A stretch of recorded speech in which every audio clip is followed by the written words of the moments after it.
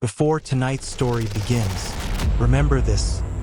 Some towns are haunted by what people saw. Point Pleasant is haunted by what people failed to see. A quiet river town in West Virginia. Two rivers meeting in the fog. An old bridge remembered for one of the darkest days in American roadside history. And above it all, a shape with black wings and red eyes. Tourists call it a legend. Locals know better than to laugh after sundown.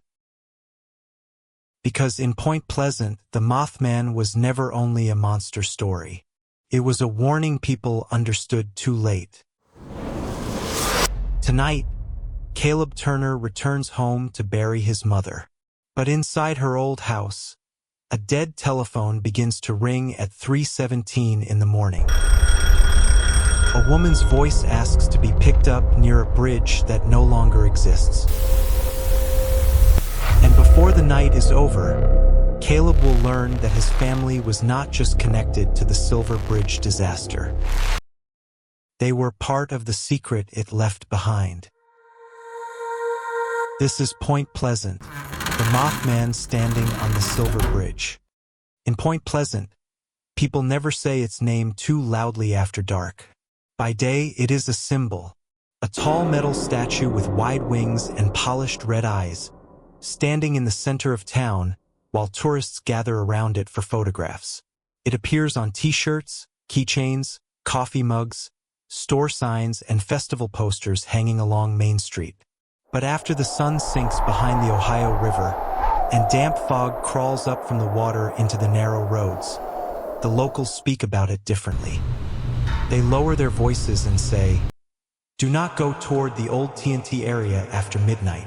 Or, "If you see two red lights above you, do not stare for too long." And sometimes the older people add something that visitors never truly understand. It does not come to kill anyone. It comes to warn us. Stopwatch 2S. That December, Caleb Turner returned to Point Pleasant after almost 14 years away. He did not come home because he missed the place. He came home because his mother had died. Elaine Turner passed away inside the small wooden house near Sandhill Road, not far from the river. She went quietly, sitting in her old armchair beside the window, one hand resting on an open Bible, her eyes turned toward the road that led to the bridge. A neighbor found her the next morning. On the table beside the chair, next to a cup of cold tea, there was a folded piece of paper. On it, in a trembling hand, she had written only one sentence. "Do not let Caleb cross the bridge on the 15th.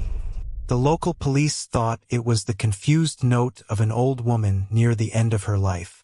The doctor said Elaine had shown signs of mild memory loss. Caleb wanted to believe that explanation too.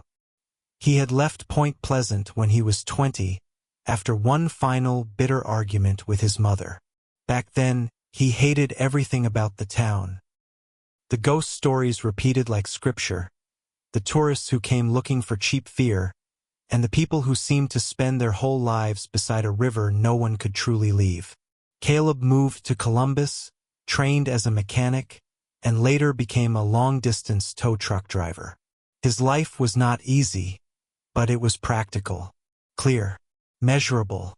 There was no room in it for legends, until his mother died, until he came back to the old house, and until the telephone in that house started ringing at 3:17 in the morning. It was a brown rotary-style landline phone, very old, sitting in the hallway near the kitchen. Caleb was surprised it was still connected. He was certain his mother had stopped using it years earlier. The house was so quiet that the first ring sounded like metal being stretched to the breaking point. Caleb sat up on the sofa. He had not been fully asleep. His first night in his mother's house made him uneasy. Everything smelled old. Damp wood, cough syrup, wool blankets, and something faintly like cold ash. The phone rang again. Caleb looked into the dark hallway. He did not want to answer it, but the ringing continued, steady and patient. Each sound seemed to strike his ribs from the inside. At last, he stood, walked barefoot across the cold floorboards, and lifted the receiver. Hello! On the other end, there was only wind. Not static. Not a bad connection. Real wind. Wind moving through a wide, empty place, with water running somewhere below. Caleb frowned. Who is this? A woman's voice answered, very far away, very quiet. Is this Mr. Turner? Caleb went still. Yes. Who is calling? The woman was silent for a few seconds. Then she said, Please come pick me up.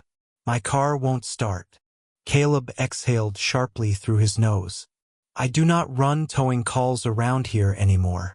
You have the wrong number. No, the woman said. Her calm was almost unnatural. I called the right person. Caleb looked at the clock on the wall. 3:18. Where are you? A long silence followed.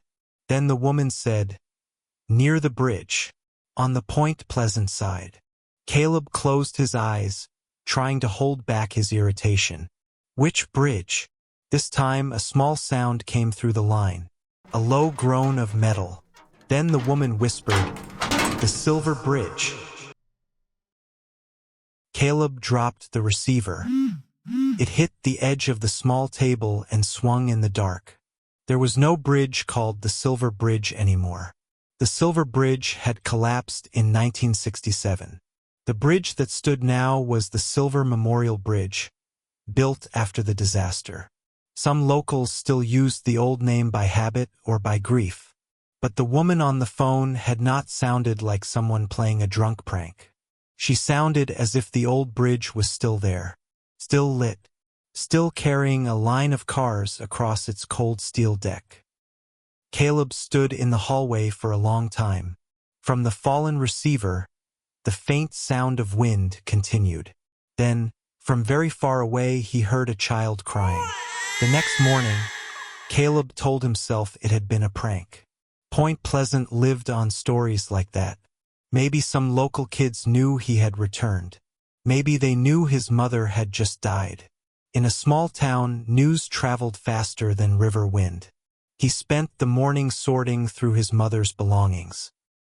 In the kitchen cabinets, he found jars of raspberry jam that had expired years ago. In the bedroom, there were wool coats folded with painful care. In the vanity drawer, Caleb found old family photographs, many of them curled at the edges. His father had died when Caleb was 9, in a truck accident on the road back from Gallipolis. His mother never remarried. Elaine raised him alone, working nights at a diner near the river before taking a cashier job at the grocery store. She rarely spoke about Caleb's father. She spoke even less about her own father, Silas Turner. But in a tin box beneath the bed, Caleb found things that made him sit down on the floor. A stack of yellowing newspaper clippings, several black and white photographs of the Silver Bridge before it fell, a rusted maintenance badge, and a small black notebook. On the first page, written in stiff, slanted handwriting, was a name. Silas M. Turner. 1967. Caleb had never known his grandfather worked on the Silver Bridge. He had only heard that Silas died of a heart condition when Elaine was young. But the early pages of the notebook were filled with short notes about bolts, suspension chains, unusual vibration, temperature, traffic weight, and inspection schedules. Then, around the middle of November 1966, the notes changed. November 18th. Someone reported seeing something near the TNT area. The men at the diner laughed. I did not laugh. Tonight, on the bridge, I saw 2 red points above the Ohio side tower. I thought they were airplane lights, but they did not blink. Caleb turned the page. December 3rd. The groaning in the north chain is getting worse. Reported it again. They said the cold makes steel contract. But this does not sound like steel. It sounds like someone is trapped inside it. December 22nd. It stood high above the bridge again. Not a bird. Not a man. It looked down at the cars. Tonight, I dreamed of black water filled with headlights. Caleb felt the skin on the back of his neck grow cold. He flipped to the final pages. The page dated December 15th, 1967, had been torn out. Only a ragged strip of paper remained near the spine. That afternoon, Caleb took the notebook to the Mason Jar Diner on Main Street. It was an old place with a red neon sign, black and white tile floors, and photographs of Point Pleasant covering the walls. Caleb had washed dishes there when he was 16. The current owner was Nora Blake, an old classmate of his. Nora recognized him the moment he walked in. "Caleb Turner," she said, still holding a coffee pot. "I thought you had become a city man." Caleb gave a faint smile. "So did I." Nora poured him black coffee. "I heard about your mother. I am sorry." "Thank you." They sat in silence for a moment. Outside, tourists gathered around the Mothman statue, taking pictures and laughing. A little boy raised his arms like wings while his mother snapped photo after photo. Caleb placed the notebook on the table. "Nora, do you know anything about my grandfather?" The smile faded from her face. "Why are you asking? Did he work on the Silver Bridge?" Nora looked at the notebook, then toward the window, as if afraid someone might be listening. "You should ask the older people in town." "I am asking you." Nora sat down across from him. "My grandmother used to say Silas Turner was the last man to leave the maintenance station before the bridge went down." Caleb froze. "He survived?" "Yes." "Then why did my mother never tell me?" Nora lowered her voice. "Because afterward, people said he knew." Caleb's coffee steamed between his hands. "Knew what?" "That the bridge was going to collapse." Caleb stared at her. Nora continued. "People said he warned a few of them, told them not to cross that afternoon. But he never called the authorities. He never blocked traffic. He did not stop the bridge. After the disaster, he almost lost his mind. He kept saying something had stood on top of the bridge, spreading its wings, trying to cover the road. He said that if people had looked up, they would have turned around. But no one looked up." Caleb tightened his grip around the coffee cup. "That is just a rumor. In Point Pleasant, rumors often live longer than people." Stopwatch 1.5s. Caleb told Nora about the call at 3:17. First, she tried to laugh. But when Caleb repeated the words Silver Bridge, her face went pale. "Do not joke about that."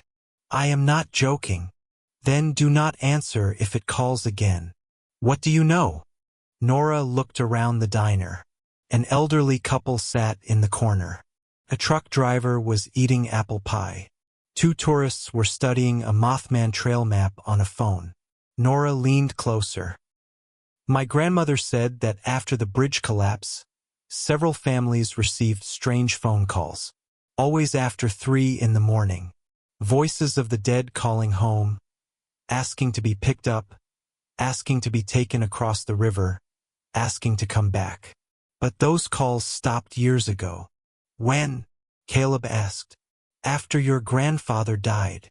Before Caleb could ask another question, the wind chime above the diner door suddenly trembled.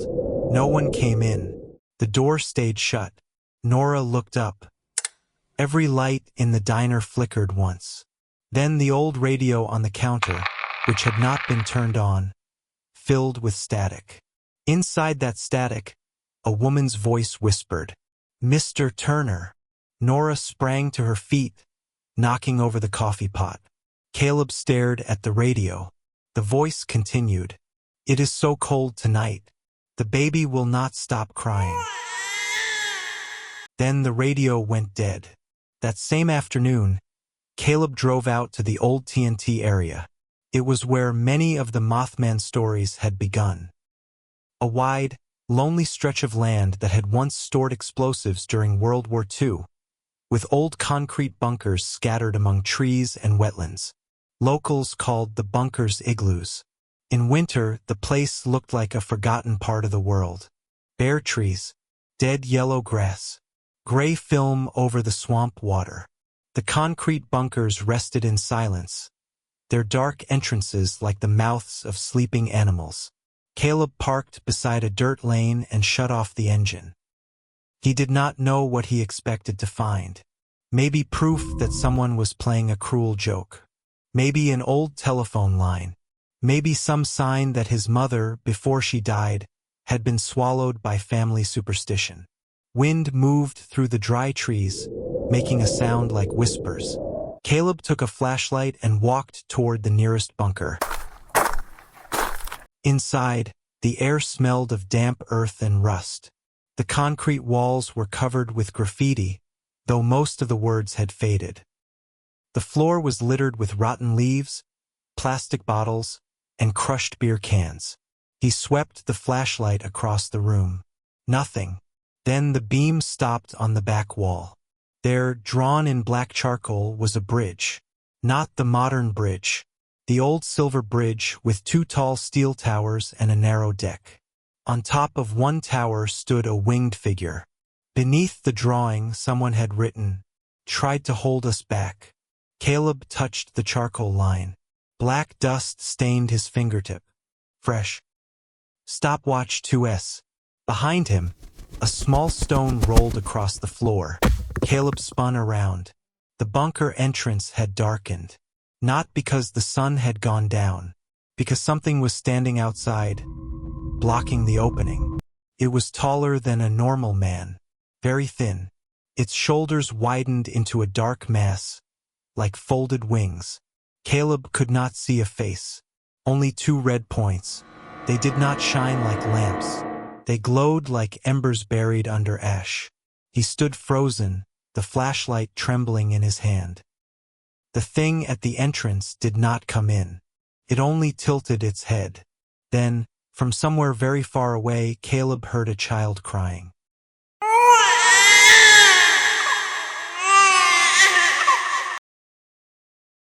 He stepped backward. The flashlight went out. Darkness swallowed the bunker. Caleb was no longer a rational man. He turned and ran, slamming his shoulder against the concrete wall, slipping on wet leaves, throwing himself toward the doorway. When he stumbled outside, the clearing was empty. No creature, no footprints. Only his truck sitting on the dirt lane with all four doors wide open. The windshield was covered with moths. Hundreds of them. They clung to the glass, gray wings trembling. And on the passenger seat, where nothing had been before, there was an object. A child's white shoe, old, yellowed. The laces nearly rotted away. Stopwatch 2.5S. That night, Caleb did not sleep. He sat in the kitchen with Silas's notebook open in front of him and his mother's old hunting shotgun on the table beside it. He knew the gun would be useless if the thing he had seen was real. Still, having something heavy within reach was better than having nothing. At 3:17 in the morning, the phone rang. Caleb did not answer immediately. The first ring, the second, the third. He slowly stood. The fourth ring. He picked up. This time he did not speak first. Rain hissed on the other end. Then came the woman's voice. "Did you find my child's shoe?" Caleb looked at the kitchen chair. The little shoe was sealed in a plastic bag. "Who are you?" "You know who I am." "I do not." "Your grandfather knew." Caleb tightened his grip on the receiver. "What did my grandfather do?" The woman was silent. Then she said, "He heard the bridge breaking before everyone else." Caleb felt his breath catch. He was only a maintenance worker. He had the key to the barrier. The kitchen turned ice cold.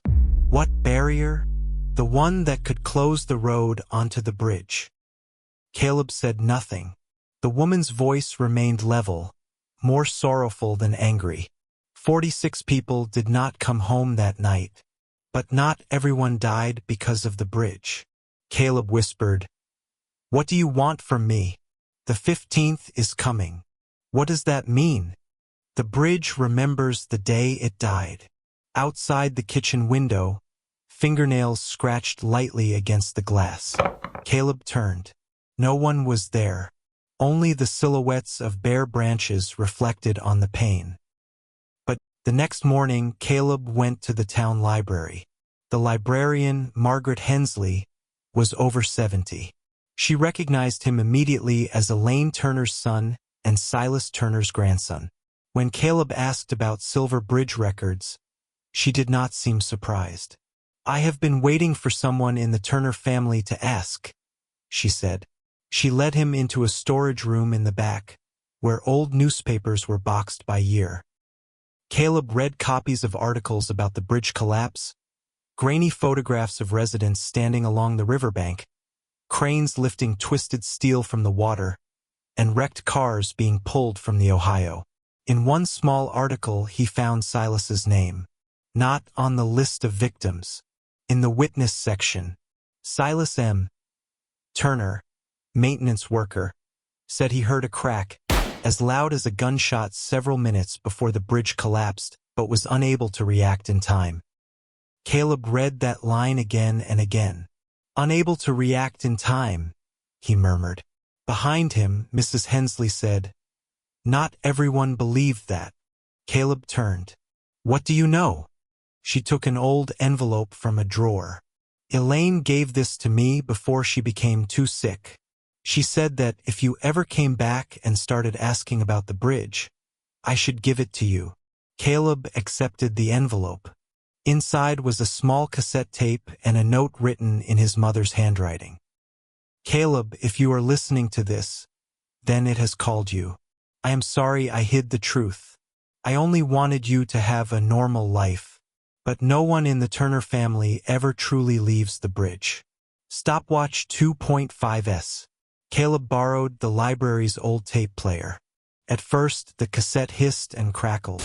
Then his grandfather's voice came through, rough, tired, like a man speaking from inside the dark. "Elaine, if you still have this tape, do not let Caleb hear it. The boy does not need to know. But I have to say it out loud, because every night I hear them calling." There was a pause. Then Silas continued. "That afternoon, I knew the bridge had trouble. I had known for weeks. I reported it. No one listened.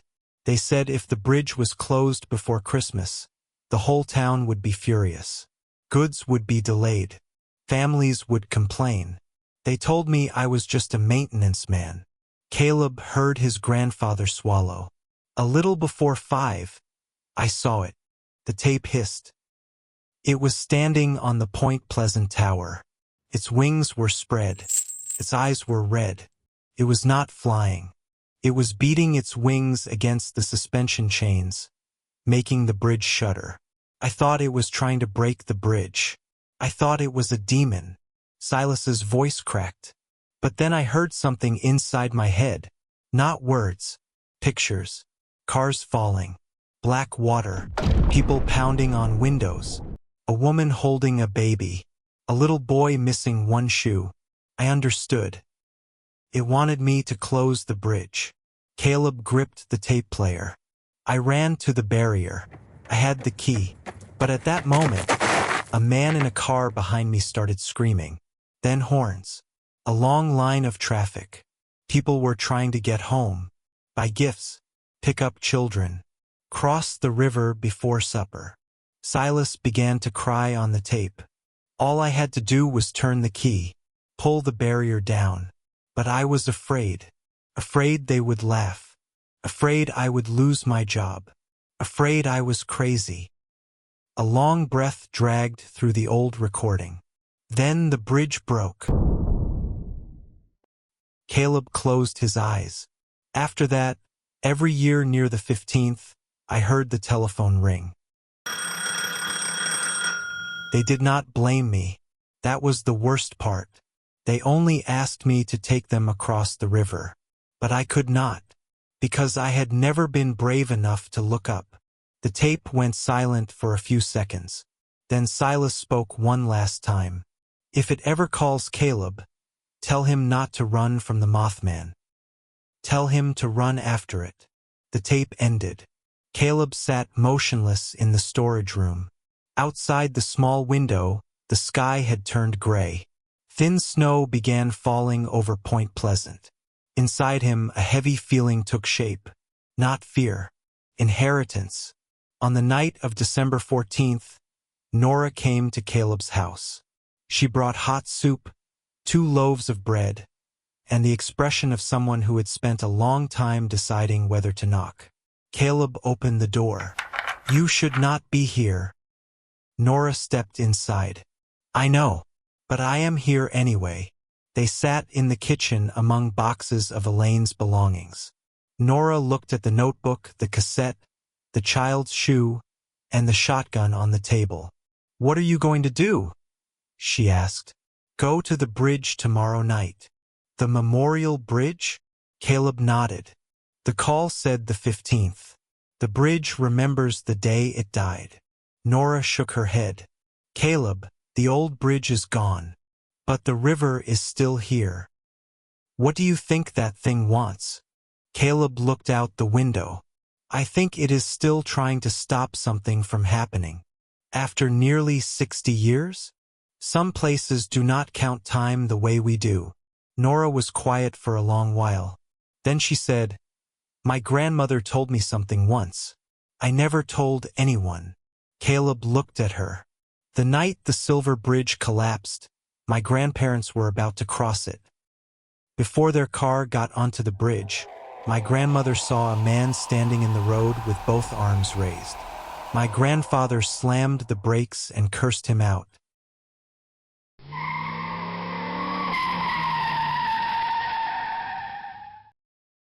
The man ran to the window and told them to turn around. Seconds later, the bridge collapsed. "Who was the man?" Caleb asked. Nora looked at him. "Silas Turner." Caleb was stunned. "No. On the tape, he said he never lowered the barrier. Maybe he didn't, but he tried to stop a few cars with his own body." Caleb lowered his head. He saw his grandfather then. Not a coward, not a hero, but an ordinary man, terrified and ashamed, standing in front of angry drivers, trying to do the right thing too late. And maybe that was why Point Pleasant had never released the Turner family. Because the truth was not simple. It never had been. That night, Caleb managed to sleep for a short while on the sofa. He dreamed he was standing on the old Silver Bridge. There were no cars, no people, only fog and headlights glowing under black water.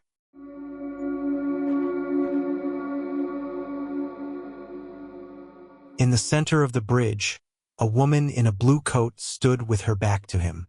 She was holding a child. Caleb called out, "Who are you?" The woman turned. Her face was wet. Her hair clung to her cheeks. But her eyes were not frightening. They were only sad.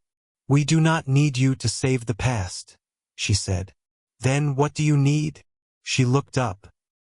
High above, the Mothman clung to the steel frame, its wings ragged, as if it had been standing there too long.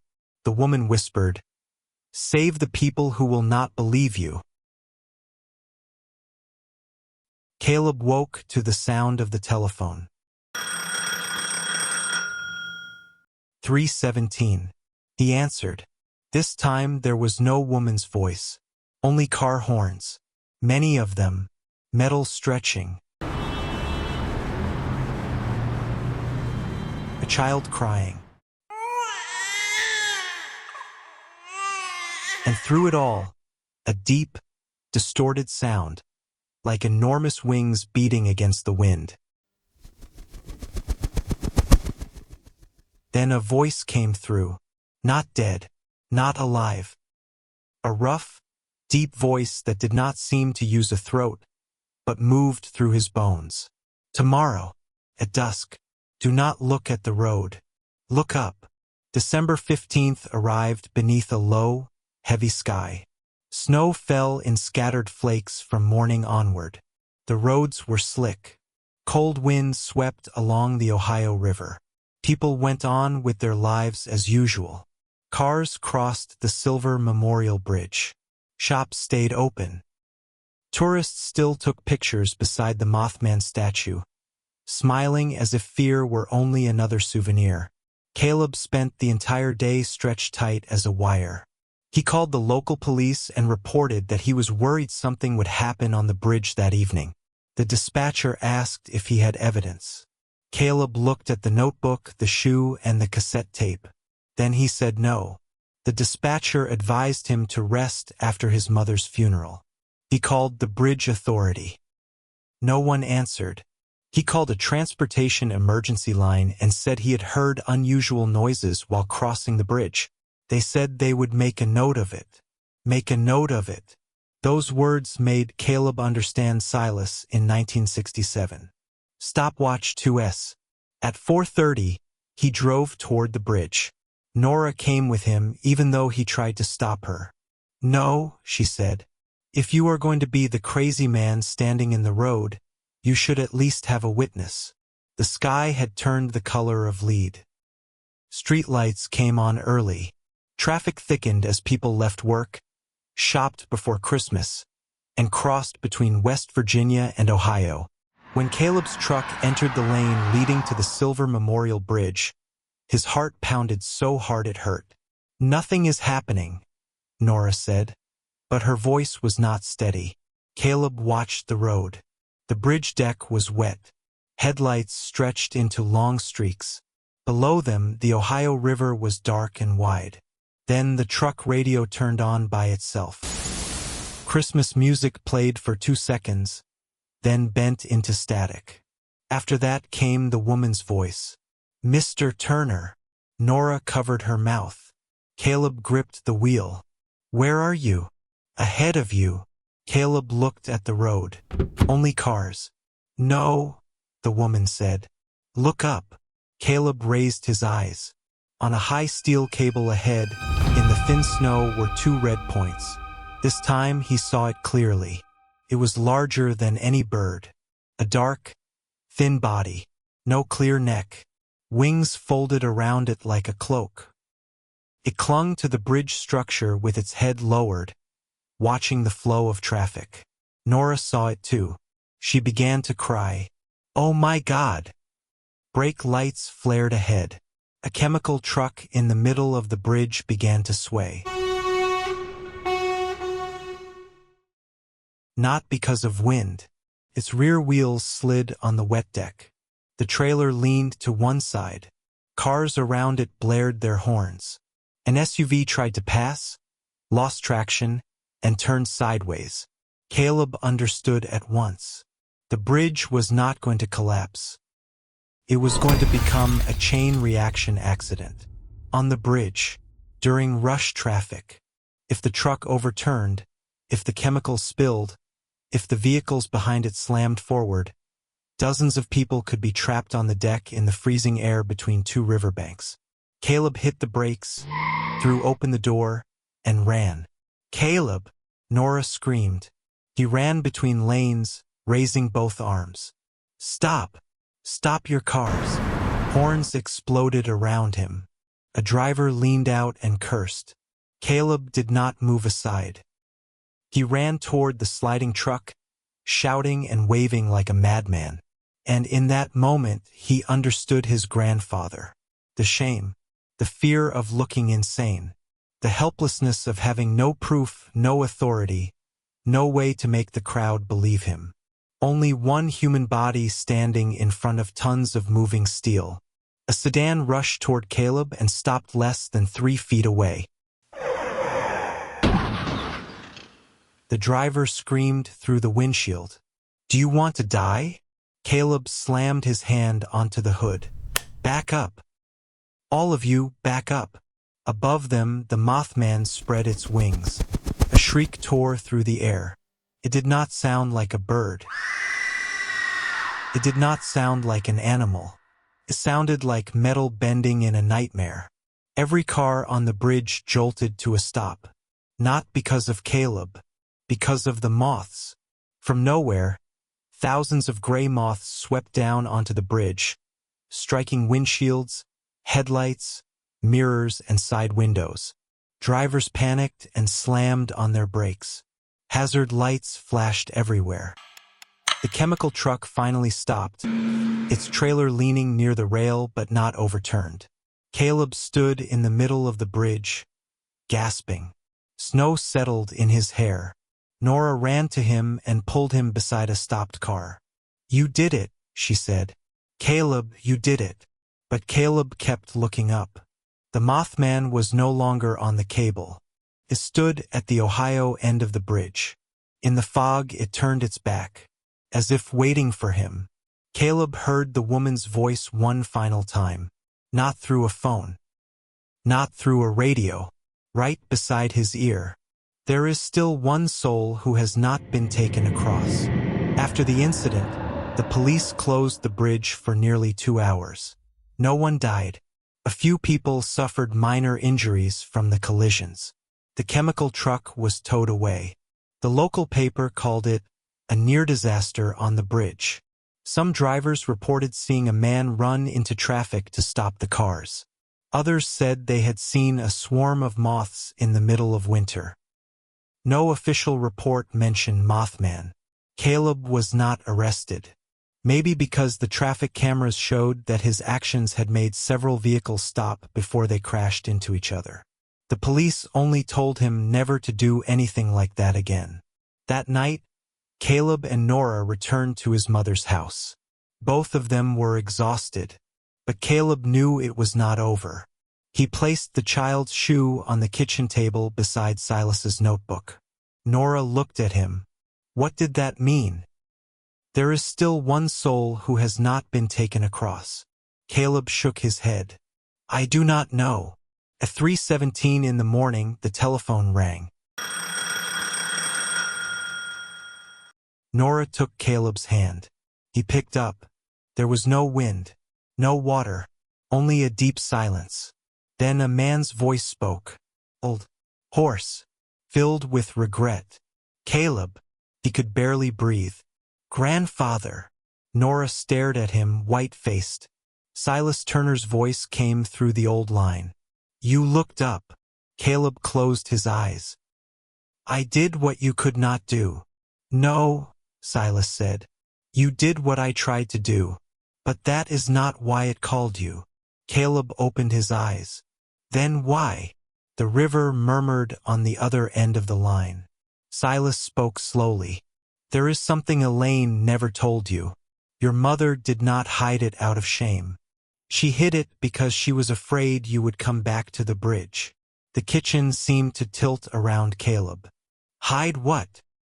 "On the day the silver bridge collapsed, there was a young woman on the bridge. She was holding a baby. That baby's name was never listed among the victims." Caleb looked at the shoe on the table. The room went cold as stone. Silas continued, "Because that baby did not die." Nora let go of Caleb's hand. Caleb whispered, "No." "I pulled the child from a car trapped near the bank. The baby was still breathing. The mother was not. I carried the child back to the Point Pleasant side before the rescuers arrived. I did not know what to do. I was afraid. I had failed to save 46 people, so I held on to that living child as if it were forgiveness." Caleb stepped backward. Silas's voice broke. "Elaine was not my blood daughter. She was that baby." Caleb did not understand at first. Then the truth collapsed inside him. His mother, Elaine, the baby on the bridge. Not a boy, a baby girl pulled from the silver bridge. Raised by Silas Turner. And later, she had given birth to Caleb. Caleb looked down at his own hands. It felt as though the blood in his body had turned into cold river water. "The woman who has been calling me," Silas answered. "She is your real grandmother." Stopwatch 3S. In the kitchen, Every light flickered. The child's shoe tipped slightly on the table by itself. Caleb heard the faint cry of a baby, but this time it did not come from outside. It came from somewhere inside the house's memory. Silas continued, "She did not call you for revenge. Every year, when the day of the collapse comes back, she searches for the child taken from her arms. Elaine is gone now. The final thread is you." Caleb gripped the receiver. "What do I have to do?" "Take the shoe across the river." "Across where?" "Across the place where the old bridge fell." The line was silent. Then Silas's voice grew faint. "And when you see it standing on the bank, do not be afraid. It is not an omen of death. It is a guide for the souls who arrive too late." The call ended. Caleb said nothing for a long time. Neither did Nora. Outside the window, the snow had stopped. The night was still dark, but near the river, the horizon had begun to pale. Before dawn, Caleb drove to the Ohio River. Nora came with him. They stopped at a place overlooking where the old silver bridge had once crossed the water. The bridge was gone, but to the people of Point Pleasant, the empty space still existed like a scar. Caleb took the child's shoe and walked down close to the water. The Ohio River moved black and slow. The wind was cold, but not cruel. He stood there for a long time. Then he said, though he did not know who he was speaking to, "You have searched for my mother long enough." Nora stood behind him, crying silently. Caleb placed the little shoe on a flat stone near the river. First, nothing happened. Then the water stirred. Fog drifted in from midstream, thin as breath. Inside the fog, Caleb saw a bridge. Not clearly, only the shadow of steel towers, suspension chains, and a narrow road. Old headlights glowed like yellow stars. And on the bridge stood a woman in a blue coat. She was no longer holding a child. Her arms were empty. She looked at Caleb. This time her face was not wet, not afraid, not sorrowful. She smiled softly. Behind Caleb, another shape appeared in the fog. An older woman, small and silver-haired. Elaine Turner, his mother. She passed through Caleb like a breath of cold air and walked toward the woman in the blue coat on the bridge that no longer existed. Caleb wanted to call out to her, but Nora placed a hand on his shoulder. "Don't," she whispered. "Let her go home." Elaine walked onto the bridge of fog. The woman in blue opened her arms. They embraced. The fog around them brightened, as if reflecting sunrise from somewhere else. Then Caleb saw it. The Mothman stood on the tower of the old bridge. Black wings open, red eyes looking down at him. Not angry, not hungry, not evil, only tired, like a gatekeeper who had watched over a tragedy for too long while no one understood. Caleb lowered his head. "Thank you," he said. "Stopwatch 2S. The Mothman tilted its head. Then it beat its wings. There was no shriek, no tearing metal. Only a soft sound, like thousands of moth wings touching in the dark. The bridge in the fog faded. Elaine, the woman in blue, and the old headlights disappeared into the first light of morning. The child's shoe was gone too. Months later, Caleb did not sell his mother's house. He repaired the roof, replaced the windows, and cleaned out the old boxes. Nora came by sometimes to help him paint the fence. People in town began to look at him differently, though no one asked directly about the night on the bridge. At the Mason Jar Diner, they still said Caleb Turner had saved dozens of people from a strange accident. Tourists still came to take pictures with Mothman. Children still laughed at the statue's metal red eyes. Older people still avoided saying its name after dark. But Caleb knew the truth did not live in statues or souvenir legends. The truth lived in phone calls at 3:17 in the morning, in the groan of steel before it breaks, in a man once too afraid of being called insane, in a mother who died still trying to warn her son, and in a creature misunderstood for decades. Stopwatch 2S. One late winter night, Caleb was locking the front door when he heard a soft beating of wings on the roof. He stood still. Across the street, a lamp flickered.